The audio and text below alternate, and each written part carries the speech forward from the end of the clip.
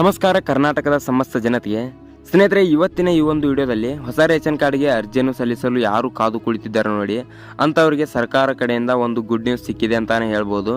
ಏನಂದ್ರೆ good news, ಹೊಸ ration ಕಾರ್ಡ್ಗಳಿಗೆ ಅರ್ಜಿ ಸಲ್ಲಿಸಲು ಅವಕಾಶವನ್ನು ಕಲ್ಪಿಸಿಕೊಡಲಾಗಿದೆ. ಇದರ ಸಂಪೂರ್ಣ ಮಾಹಿತಿ ಈ ಒಂದು ವಿಡಿಯೋದಲ್ಲಿ ತಿಳಿಸಲಾಗಿದೆ. ಆದ್ದರಿಂದ ನಮ್ಮ ಚಾನಲ್ಗೆ ಹೊಸಬರಾಗಿದ್ದರೆ ಸಬ್ಸ್ಕ್ರೈಬ್ ಮಾಡೋದ್ರ ಜೊತೆಗೆ ಬೆಲ್ ಐಕನ್ ಆಲ್ಗೆ ಇಟ್ಕೊಳ್ಳಿ. ಯಾಕಂದರೆ ನಾವು ಯಾವುದೇ ವಿಡಿಯೋ ಬಿಟ್ಟರು ನಿಮಗೆ ನೋಟಿಫಿಕೇಶನ್ ಮುಖಾಂತರ ಬಂದು ತಲುಪುತ್ತೆ ಮತ್ತು ಅಪ್ಡೇಟ್ಸ್ಗಳನ್ನ ಸಹ ತಲುಪುತ್ತೆ. ಮತ್ತೆ ತಡ ವಿಡಿಯೋನ ಸ್ಟಾರ್ಟ್ ಮಾಡೋಣ ಬನ್ನಿ.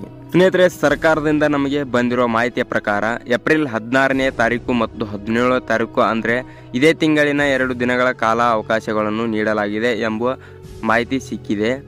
ಆದ್ದರಿಂದ ಬಹಳ ದಿನಗಳಿಂದ ರೇಷನ್ ಕಾರ್ಡ್ಗಳಿಗೆ ಅರ್ಜಿ ಸಲ್ಲಿಸಲು ಕಾಯುತ್ತಿರುವವರು ಅವತ್ತು ನೀವು ನಿಮ್ಮ ಕೆಲಸವನ್ನು ಸರಾಗವಾಗಿ ಮಾಡಿಕೊಳ್ಳಬಹುದಾಗಿದೆ. ಏಪ್ರಿಲ್ 16ನೇ ತಾರೀಕಿನಂದು ರೇಷನ್ ಕಾರ್ಡ್ಗಳಿಗೆ ಅರ್ಜಿ ಸಲ್ಲಿಸಲು ಅರ್ಜಿ ಆಹ್ವಾನಿಸಲಾಗಿದ್ದು ಬಹುತೇಕ ಖಚಿತವಾಗಿದೆ ಎಂದು ಹೇಳಬಹುದಾಗಿದೆ.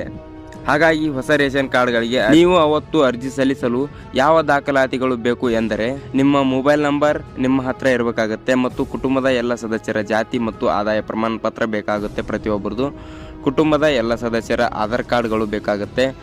ಮತ್ತು ನಿಮ್ಮ ಆಧಾರ್ ಕಾರ್ಡ್ನೊಂದಿಗೆ ನಿಮ್ಮ ಮೊಬೈಲ್ ನಂಬರ್ ಜೋಡಣೆ ಆಗಿರಬೇಕು, ಅಂದರೆ ಲಿಂಕ್ ಆಗಿರಬೇಕು. ನೀವು ರೇಷನ್ ಕಾರ್ಡ್ಗೆ ಅರ್ಜಿಯನ್ನು ಎಲ್ಲಿ ಸಲ್ಲಿಸಬೇಕೆಂದರೆ ಈ ಮೇಲೆ ಕೊಟ್ಟಿರೋ ಎಲ್ಲ ದಾಖಲಾತಿಗಳನ್ನು ಸರಿಪಡಿಸಿಕೊಂಡು ನಂತರದಲ್ಲಿ ನಿಮ್ಮ ಹತ್ತಿರದ ಸೇವಾ ಕೇಂದ್ರಕ್ಕೆ ಭೇಟಿ ನೀಡಿ ಅಲ್ಲಿ ಇನ್ನೂ ಹೆಚ್ಚಿನ ಮಾಹಿತಿಯನ್ನು ತಿಳಿದುಕೊಂಡು ಅಲ್ಲಿ ನೀವು ಅರ್ಜಿಯನ್ನು ಸಲ್ಲಿಸಬಹುದಾಗಿದೆ. ಸ್ನೇಹಿತರೆ, ಇದಾಗಿತ್ತು ಇವತ್ತಿನ ವಿಡಿಯೋ.